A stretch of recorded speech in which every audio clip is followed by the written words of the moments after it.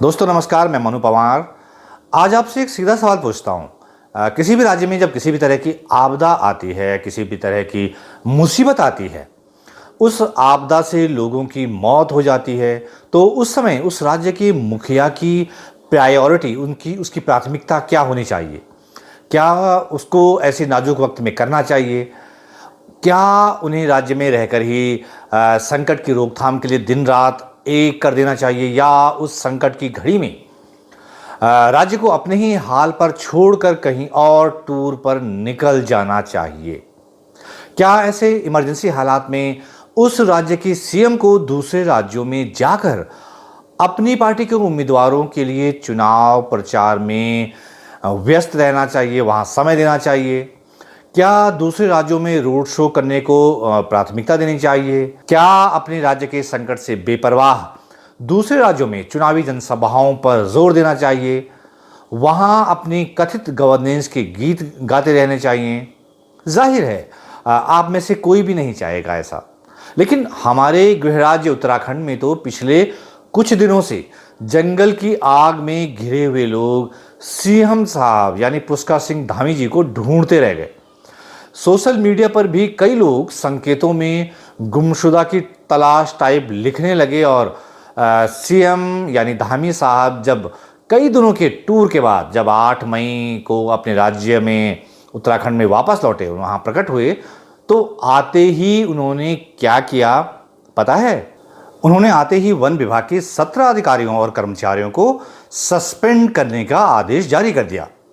कहा कि जंगल की आग को लेकर लापरवाही बरतने पर यह एक्शन लिया गया है। इसके बाद सीएम साहब यानी पुष्कर सिंह धामी जी रुद्रप्रयाग पहुंच गए और चीड़ की सूखी पत्तियां, जिसे हम लोग पिरुल कहते हैं, उसे साफ करते हुए दिखाई दिए। बाकायदा उन्होंने इसका वीडियो सोशल मीडिया पर पोस्ट भी किया। लेकिन मुख्यमंत्री पुष्कर सिंह धामी इससे पहले इतने दिनों तक कहां बिजी थे? मैं एक एक दिन की तस्वीरें दिखाऊंगा तो आप भी हैरान रह जाएंगे कि आखिर जब राज्य पर जंगल की आग के रूप में इतना बड़ा संकट खड़ा हो, लोगों की जान जा रही हो, हजारों हेक्टेयर जंगल खाक हो गए हों, पहाड़ के पहाड़ धुआं धुआं हो, 4 धाम यात्रा का सीजन मुंह बाए खड़ा हो, तो किसी मुख्यमंत्री की पहली प्राथमिकता क्या होनी चाहिए? मुख्यमंत्री धामी की इस बीच की गतिविधियों को जानने के लिए जब मैंने उनका सोशल मीडिया अकाउंट खंगाला, मैं उसकी टाइमलाइन पर गया, उनके ट्विटर हैंडल यानी एक्स हैंडल पर गया, तो मैं दंग रह गया। 24 अप्रैल के बाद से तो सीएम साहब लगभग रोजाना ही दूसरे राज्यों में अपनी पार्टी के कैंडिडेट्स के चुनाव प्रचार में बिजी रहे। पुष्कर सिंह धामी साहब 25 अप्रैल को तेलंगाना के अलग अलग इलाकों में चुनाव प्रचार में जुटे हुए दिखे। वो निजामाबाद गए, वारंगल में गए, वो हैदराबाद में गए, और यहां उन्होंने पार्टी कैंडिडेट्स के लिए चुनाव प्रचार किया। 26 अप्रैल को वो 4 धाम यात्रा की तैयारियों के लिए मीटिंग लेते हैं। 27 अप्रैल को वो नैनीताल के जंगलों में लगी आग का हवाई सर्वेक्षण करते हैं। 27 अप्रैल को ही हल्द्वानी में जंगल की आग को रोकने और पानी की व्यवस्था के लिए वो मीटिंग करते हैं, प्रेस कॉन्फ्रेंस करते हैं। और उसके बाद 8 मई तक सीएम साहब को अपने राज्य उत्तराखंड में ढूंढ पाना मुश्किल हो जाता है पब्लिक के लिए। 27 अप्रैल को ही धामी साहब पहुंच जाते हैं यूपी के मुरादाबाद, जहां बीजेपी के पूर्व सांसद कुंवर सर्वेश सिंह के देहांत पर शोक जताने वो उनके घर पहुंच जाते हैं।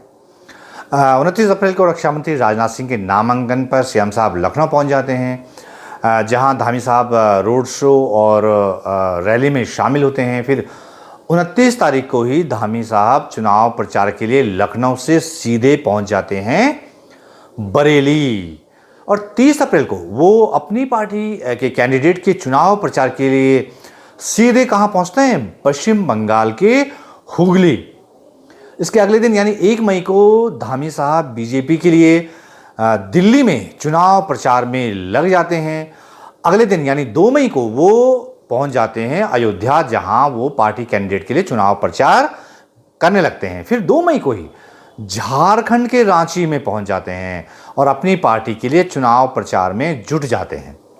3 मई को सीएम साहब दिल्ली में साउथ दिल्ली सीट है, यहाँ बीजेपी के कैंडिडेट के लिए वो कैंपेनिंग करते हुए दिखते हैं। अब चूंकि सीएम साहब उस दिन दिल्ली में थे तो उन्होंने लगे हाथ क्या किया कि 4 मई को ही उत्तराखंड में जंगल की आग पर अधिकारियों के साथ एक वर्चुअल बैठक, एक ऑनलाइन बैठक का टाइम निकाल लिया। मतलब आग उत्तराखंड में लगी थी और बैठक हुई दिल्ली में, हालांकि वो वर्चुअल हुई, मतलब वहाँ के अधिकारी भी उसमें जुड़े थे।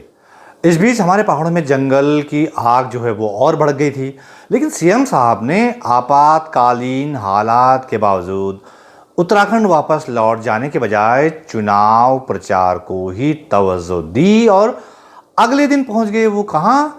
उत्तर प्रदेश। 5 मई को पुष्कर सिंह धामी यूपी की बदायूं में चुनाव प्रचार में बिजी रहे।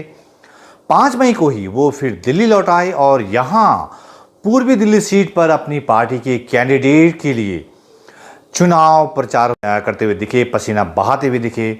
6 मई को वो फिर चुनाव प्रचार के लिए पहुंच गए कहाँ? सीधे साउथ में, तेलंगाना में।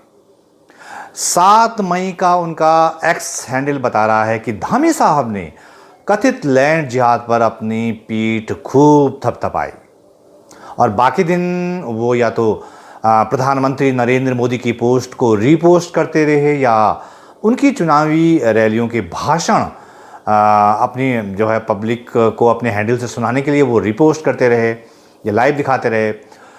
यही नहीं, कुछ पोस्ट में वो अपने चुनावी भाषण पर प्रधानमंत्री नरेंद्र मोदी को टैग करते रहे, अपनी उपस्थिति दर्ज कराते रहे। ऐसे मौके पर मैं वो कहावत बिल्कुल नहीं कह रहा हूँ कि जिसमें रोम के जलने और नीरो के बंसी बजाने का जिक्र आता है। मैं ये भी नहीं कह रहा हूँ कि सीएम साहब को खुद पानी लेकर जंगल की आग बुझानी चाहिए थी। भारतीय वायुसेना के हेलीकॉप्टर अगर कुछ इलाकों में जलते जंगलों के ऊपर आसमान से पानी गिराते हुए दिखे तो एयरफोर्स की मदद लेने और उससे कोऑर्डिनेशन करने में ज़रूर उत्तराखंड शासन ने अहम भूमिका निभाई होगी और सीएम साहब के ऐसे निर्देश रहे होंगे, तभी ऐसा हो पाया। लेकिन जब आप अपने स्टेट के मुखिया हों और वहाँ भीषण आपदा आई हुई हो तो आपका वहाँ मौजूद रहना सबसे पहला फर्ज बनता है, वही आपकी प्राथमिकता होनी चाहिए थी।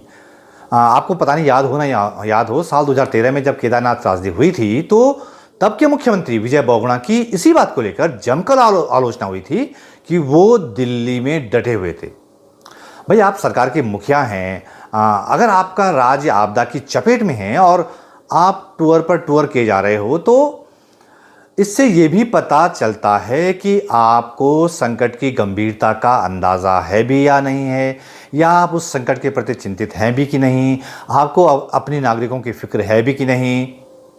मुख्यमंत्री इतने दिनों तक दूसरे राज्यों में चुनाव प्रचार में बिजी होने के बजाय अगर अपने राज्य में ही डटे रहते, जिन जिन इलाकों में जंगलों में आग धधक रही थी वहाँ भी वो जा सकते थे, वहाँ के प्रशासन को टाइट कर सकते थे, पूरे रेस्क्यू ऑपरेशन की खुद निगरानी करते, आग बुझाने के काम में जो है खुद उसको देखते। संकट काल में किसी लीडर से यही अपेक्षा की जाती है। ये अपेक्षा तो नहीं की जाती कि ऐसी नाजुक घड़ी में मुख्यमंत्री रणछोड़ दास कहलाए। पता नहीं आपके ध्यान में हो ना हो, ये वही देश है जहाँ एक संकट की घड़ी में अलग अलग समय में टीवी कैमरों पर अलग अलग पोशाकों में दिखने पर गृह मंत्री को भारी नाराजगी का सामना करना पड़ा था। उनसे इस्तीफा मांग लिया गया था और उनको इस्तीफा देना भी पड़ा था। वो किसी बम ब्लास्ट का वाकया था, तब गृह मंत्री थे शिवराज पाटिल और तब केंद्र में यूपीए की सरकार थी। खैर, वो दौर तो गुजर गया, लेकिन इसका मतलब ये भी नहीं है कि सवाल उठने बंद हो जाने चाहिए। धामी साहब कई दिनों से प्रदेश से गायब रहने के बाद जब प्रकट हुए और 17 वन कर्मचारियों को लापरवाही के लिए सस्पेंड करने का उन्होंने फरमान जारी कर दिया। हो सकता है कि अगर सीएम साहब उस संकट काल में राज्य में मौजूद रहते तो ऐसी लापरवाहियाँ होती ही नहीं। बेकसूर लोगों की जान नहीं जाती, उन्हें बचाया जा सकता था। वन संपदा को खाक होने से काफ़ी हद तक बचाया जा सकता था। आप इस पर क्या सोचते हैं मुझे ज़रूर बताइएगा। मुझे आपके फीडबैक का इंतज़ार रहेगा। कमेंट बॉक्स में अपनी राय आप रख सकते हैं। अगर आपको मेरी ये रिपोर्ट, ये वीडियो अच्छा लगा तो इसे दूसरों तक ज़रूर पहुंचाइएगा, इसे फॉरवर्ड कीजिएगा। और अगर आप पहली बार मेरे YouTube चैनल पर आए हैं तो प्लीज़ सब्सक्राइब ज़रूर कर लीजिए। मेरे कंटेंट को अगर आप सपोर्ट करना चाहें तो वो भी कर सकते हैं। फिलहाल ये वीडियो देखने के लिए आपका दोस्तों बहुत धन्यवाद और मिलते हैं जल्द एक नई वीडियो के साथ। नमस्कार।